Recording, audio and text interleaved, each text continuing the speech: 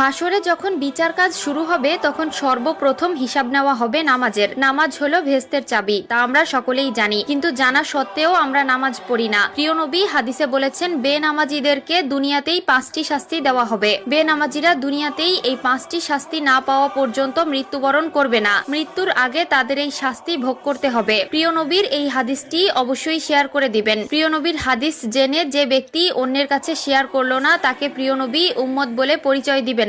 আমরা জানবো এবং অন্যকে জানাবো। এবং আপনি যদি প্রিয় নবীর উম্মত হয়ে থাকেন তাহলে অবশ্যই আলহামদুলিল্লাহ কমেন্ট করবেন। তো চলুন বেশি কথা না বলে শুরু করি আজকের ভিডিও। আজকে আমরা জানবো বেনামাজি ব্যক্তিদের দুনিয়াতে কোন 5টি শাস্তি দেওয়া হবে। বেনামাজি ব্যক্তির সর্বপ্রথম যে শাস্তি হলো সেটি হলো তার কোনো দোয়া কবুল হবে না। সে আল্লাহর কাছে যতই দোয়া করুক না কেন তার কোনো দোয়া আল্লাহর দরবারে কবুল হবে না। 2 নম্বরে যে শাস্তির কথা বলা হয়েছে তা হলো তার নেক কাজের কোনো বদলা দেওয়া হবে না। প্রিয় দর্শক, ধরুন আপনি কিছু পাওয়ার জন্য নেক আমল করলেন, কিন্তু আফসোসের বিষয় আপনি যদি বেনামাজি হয়ে থাকেন আপনার নেক কাজের কোনো ফল আপনি পাবেন না। 3 নম্বরে যে শাস্তির কথা বলা হয়েছে তা হলো চেহারা থেকে নেককারদের নূর উঠে যাবে। প্রিয় দর্শক, জন্মগতভাবেই আল্লাহ তাআলা কালো, সুন্দর, অসুন্দর সকলের চেহারায় একটি মায়াবী নূর দিয়েছেন, কিন্তু নামাজ না পড়ার কারণে তাদের চেহারা থেকে সেই নূর উঠে যায় এবং দেখতে দেখতে একসময় চেহারার অবস্থা ভয়ঙ্কর হয়ে যায়।